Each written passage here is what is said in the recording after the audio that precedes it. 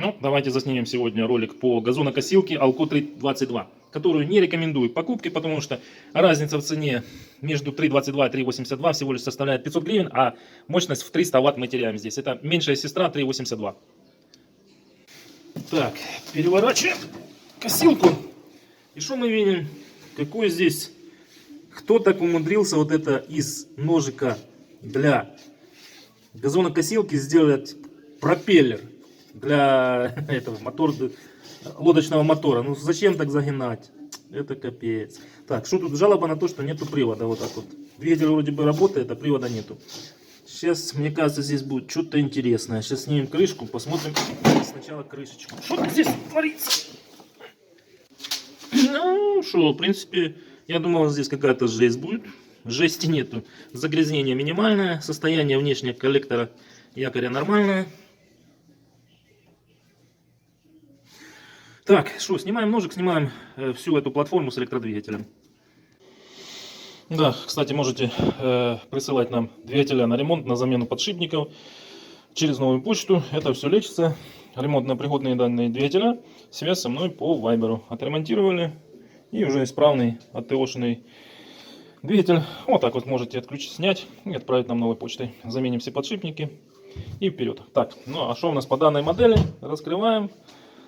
Жопа этому ремню. Как ни странно, смотрите. Ну, в принципе, косилка молоденькая.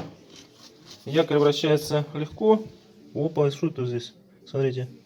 Здесь тормозная колодка должна быть. И здесь их нету. Неужели ее отдавали уже на ремонт? И вот подшипник вот этот, в принципе, мог и заклинить. Он уже раскрылся полноценно, смазки здесь нету. Может быть, как объяснение, при заклинивании данного подшипника, где одевается нож, клинануло. Электродвигатель продолжал работать, не отключили, и шлифанул ремень, разорвало.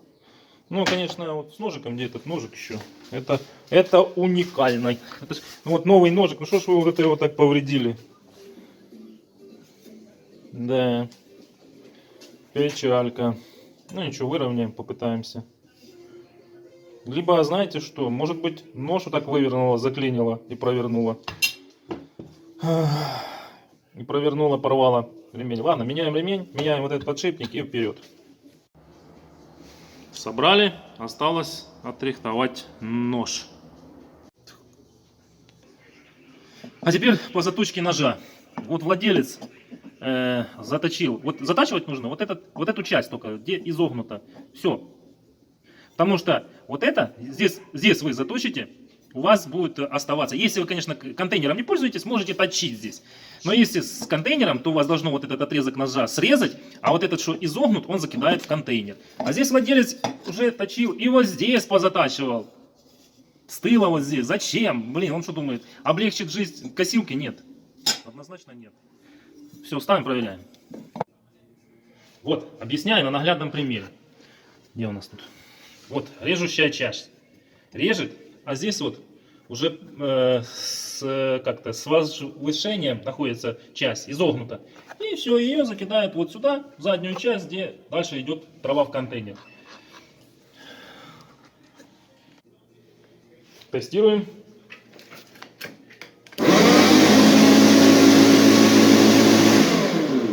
Ну все, работает, отзваниваемся владелице. Принесла нам женщина.